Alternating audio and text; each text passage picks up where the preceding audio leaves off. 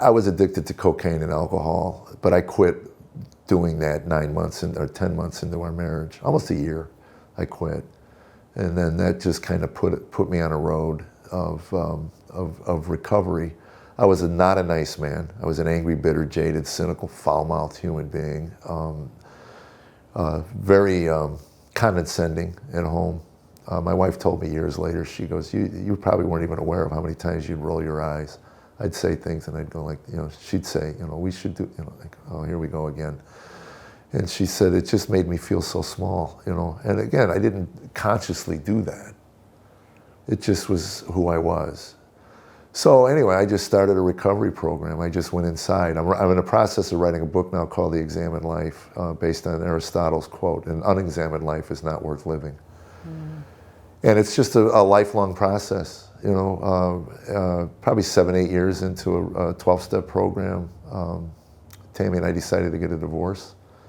Papers filled out, notarized by a notary. We didn't have anything to split up. We were broke. And at that point, I just told her, you're going to have everything, we have. I just want you and the kids to be comfortable. And you deserve better than me. You do. Wow. I was so broken.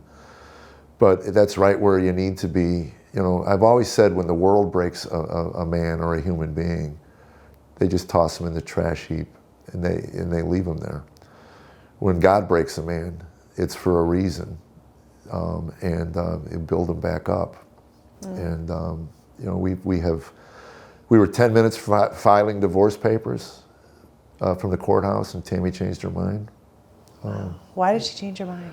That's a good question. It was interesting. And it was funny, we were sitting on the side of a road of an interstate having the conversation, and I told her, you're out. And she said, what do you mean? I go, you're out, Tammy. I'm trying, but I just could not stop the rage. Just couldn't.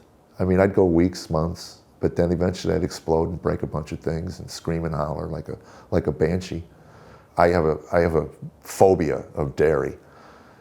If it's been in the refrigerator too long, I don't care if it's well or not. I get a point and I throw it out.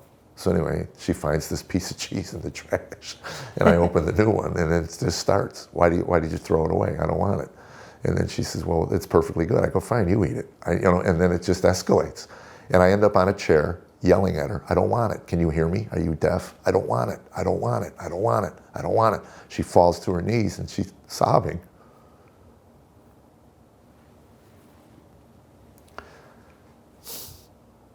God, it was 30 years ago. Anyway, put my son to bed that night, and he goes, Daddy, you win. I go, what do you mean? He goes, you yell, Mommy cries, you win. Wow. Went downstairs, I told Tammy, I said, I need help. She goes, you think? You think? And I went into therapy. Probably the next week, I went to a meeting, and at night I remember him going, does anybody know a therapist? I have an issue with anger. And that kind of set me on the self-help journey. And then I went through New Age, Buddhism. I was seeking. I was examining my life. Yeah, you're doing 12-step, and they're talking about a higher power. You're an atheist, so you're kind of like, what do I find? Well, that was it. I mean, and I said, look, if I'm making up a deity, that makes me delusional. I mean, I understand God exists or he doesn't. I don't believe he does. But I also opened my mind to crack. I say I moved from atheism to agnosticism. I knew I didn't know. And I did the prayers. They told me to pray. So I did the 3rd step prayer, which is, I did this every day for years. Remove me from God, I use God. Remove me from the bondage of self so that I may better do thy will. Take away my difficulties so that victory over them, others may bear witness to thy strength, thy power, and thy way of life. God has answered those prayers because I go around the world now and to share about how my difficulties were taken away. And I also did the serenity prayer. Grant me the serenity to accept the things I cannot change. Courage, change the things I can, and wisdom to know the difference. Courage and wisdom. Eventually you learn courage and wisdom come from God. I had a beautiful therapist. It was interesting. She saw, immediately. I went there and 2 things. We tried to counsel together and we couldn't. We just bicker. Just bicker. Well, you said, and I said, so anyway, she separated us.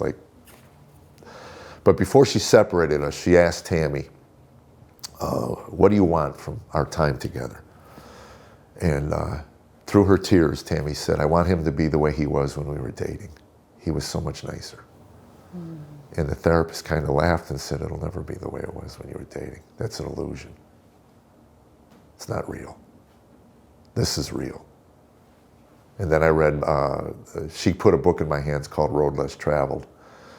And Scott Peck, the author of the book, wrote that true love cannot begin in a relationship until conflict enters the relationship. Wow. Everything that leads up to that first moment of conflict is an illusion put there by God to keep the species going.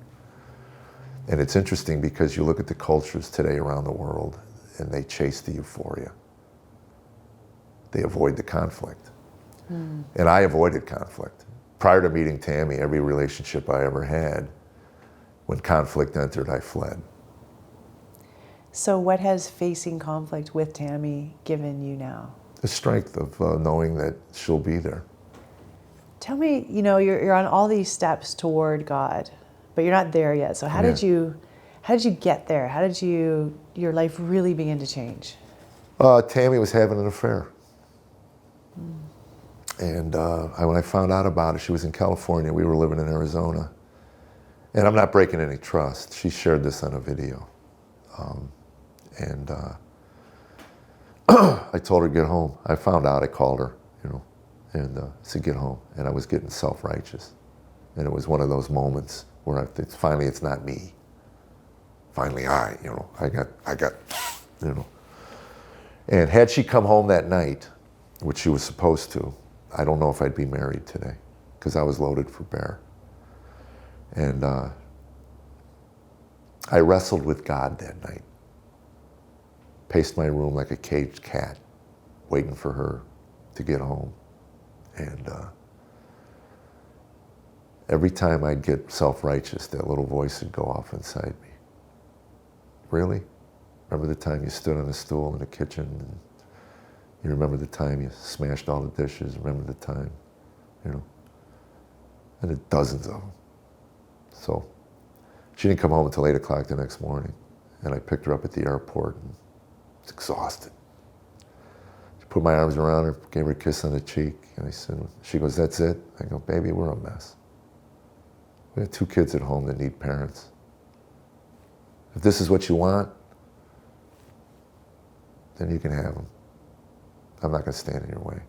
But if it's not what you want, we need to do a lot of work and get through this together. And I told her flat out, I'll take 50% of the blame for this mess. Wow. And I said, if it goes to 51, 49, we're not going to get through it. She was involved with him for maybe 3 more months. The most gut-wrenching, heartbreaking period of my life. Wow. I remember being in Vegas and she was in Jersey and I knew she showed dogs. And I remember this specifically. I had 102 phone calls to her hotel room that week, all hang-ups, because I didn't want him to pick up the phone. But I tried to let her run its course. And in that summer that she was in Ohio with the kids and I was in Arizona, this man that I had met gave me Bible tapes.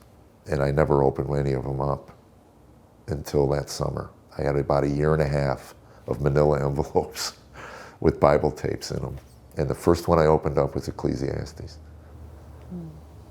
Just exhilarated me. Meaningless, meaningless, all is meaningless.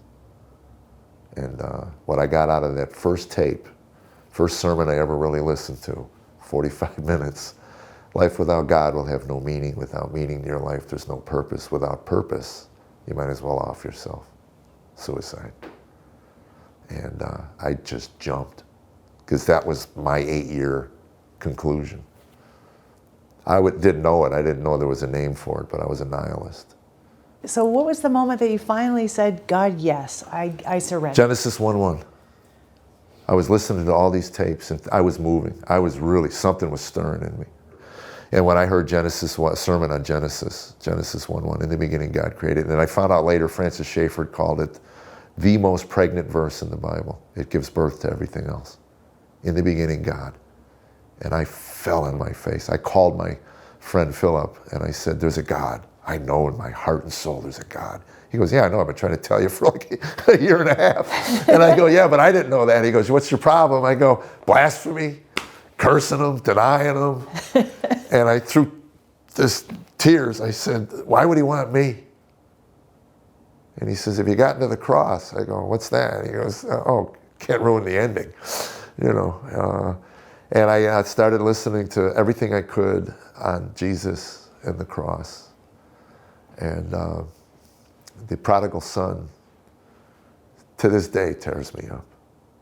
The thought of the father running with open arms to the fallen one.